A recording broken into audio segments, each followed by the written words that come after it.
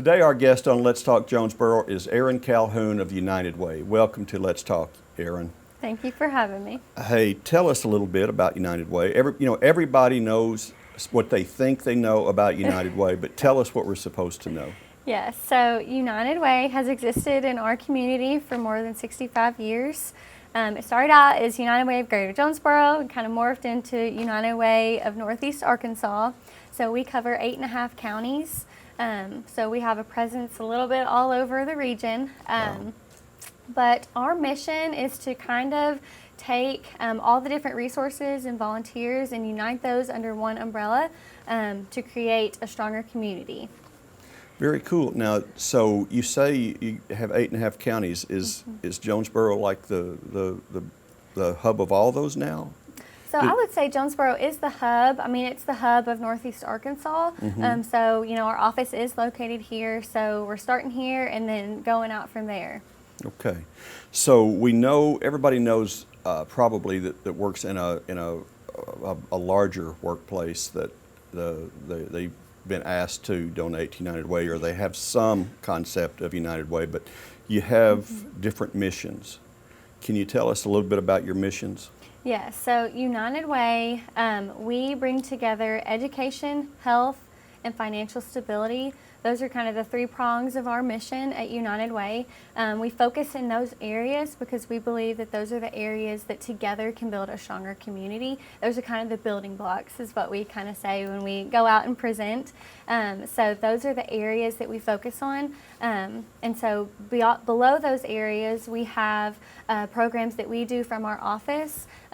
But our primary function at United Way is to raise funds for other nonprofits in the area and provide grants.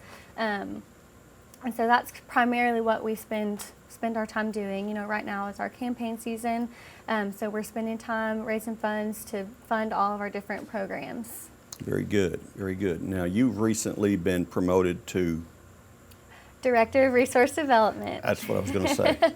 Yes. Very good. Yes. And so you've been in Jonesboro for a little over 2 years, is that right? I have. All right. So tell me what you see are the needs in Northeast Arkansas and in Jonesboro. Yeah, so again, our mission is to fund those different areas, and being new to Jonesboro, you do see that need. You see the need for food, food insecurity, children having food on the weekends. You see the need for advocacy for domestic violence survivors, rape victims of human trafficking, and then you also have the need for financial stability, job training, resources to provide to individuals to help them get a job and then sustain a job, budgeting, things like that. So lots of different needs, lots of different areas. And there's some very diverse areas there, and that all deserve a little topic, a little visit. But tell us about when you say food insecurity, we're in America, and I think a lot of people who live life you see somebody homeless on the corner that doesn't necessarily need food but may, but you don't see the kids at home that don't get fed. Right. Tell us how this works. What have you seen because of this job that you might not have seen otherwise? Yeah, so all these areas work together, right? If mom or dad or the parent, whoever is in the home, if they're working multiple jobs to provide for their family, their child may be home alone. They may not have access to having that meal on the weekend. The backpack program provides meals for children on the weekend. It comes in a backpack. They can take it home for the weekend and take it there. But on the flip side of that, maybe mom or dad or, again, whoever's in the home, they may they may have to choose between food, rent, car payment. They have all these basic necessities that they may need to choose one of those. Right. So programs like the backpack program or other programs that come in and provide, supplemental food, meals, meal packs, senior packs for senior citizens. Those are things that can come in and provide those basic necessities and kind of alleviate for those funds that the home has to go to other places that, are needed. And some of the hard part about this is sometimes we're talking about parents who have jobs, right? Right. That's Many it. times. Many times. Mm-hmm. Okay, so we're not talking about, some stereotype of derelict or parents. We're just Right. talking about people that are trying hard to make ends meet Right, and you having think to make about choices. challenges of the past year, with COVID, many people lost their job or their hours were cut, and so those funds that they may have had have gone away. It's really easy picture, I think, to understand with COVID recently kind of happening, because you can see how quick or how easy or how fast, a job can be lost. If you're paycheck to paycheck, that one job, that paycheck that you have, that you depend on, even 1 month missed of that can provide or can produce a whole array of other difficulties. Yes, absolutely. So. And not everybody qualifies for state aid, state assistance. Sometimes you just have to find your way out there, and Right. it's tough to think of people having to do that in a country as wealthy as ours, but it's a real Right. thing. It Yeah. is real. It's very Which real. is where United Way steps in. So tell us a little bit about the other things you do. When you talk about financial stability, are you talking about teaching people how to manage their checkbook or what little cash they might have? Yeah, so under the branch, if you will, of financial stability, we have a couple different programs that we're funding. So we have, out of our office, we have our free tax program. And so, you may think, free taxes, how is that helping with financial stability? But it helps individuals because, one, they can get that full refund amount. Two, they can get access to the earned income credit and other credits that they may be eligible for, whereas if they were attempting to do their taxes on their own, or if they had to pay someone else, things like that, we're ensuring that those are getting attained, and so they can make sure they're getting that full amount again. But then you also have other programs that we're funding, that we're providing funds for, that are providing job training, resources. Sometimes to get a job you may need other resources like a birth certificate or a photo ID, a social security card, things like that.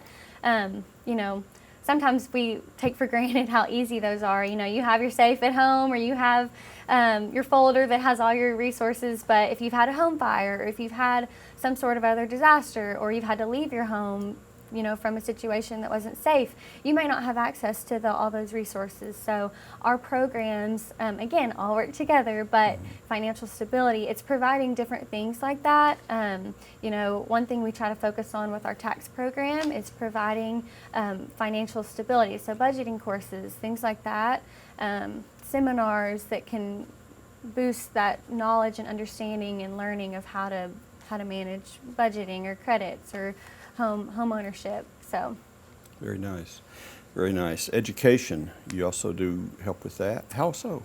yes, so education, again, from the office, we have our Stuff the Bus program. That's kind of our kickoff every year to the Yeah, school year. every school So year. most people are familiar with Stuff the Bus. It's a community-wide school supply drive. It covers more than 20 school districts. Again, it's across 8 counties. But it's at local Walmart typically, and so we'll have school counselors who are representatives from the local schools who come, and they're there that day. And we, people go into Walmart, they bring out their school supplies, drop it off. Our counselors know what the needs are at their school. Hey, we need more backpacks, we need more pens, pencils, whatever the need is, they know. And then they also are able to take those school supplies and take them back to their school. And then from there, most of the time they're the school counselors, so they know what students have the most need. So we can ensure from beginning to end, the needs being met in our community and in our schools.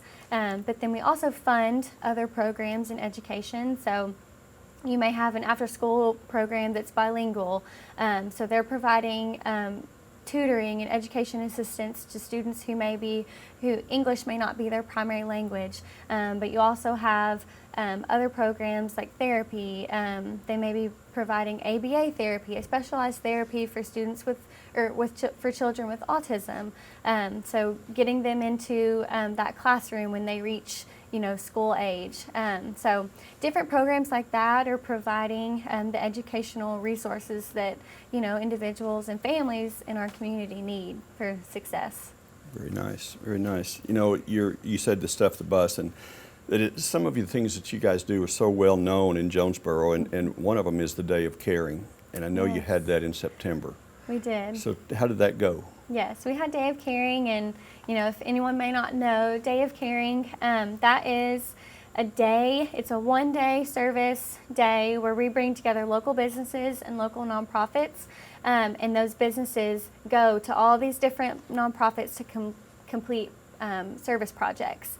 And so this year we had around 250 volunteers, and they went and completed, let's see, and make sure I get my numbers right. We had around 30 businesses complete around 30 projects.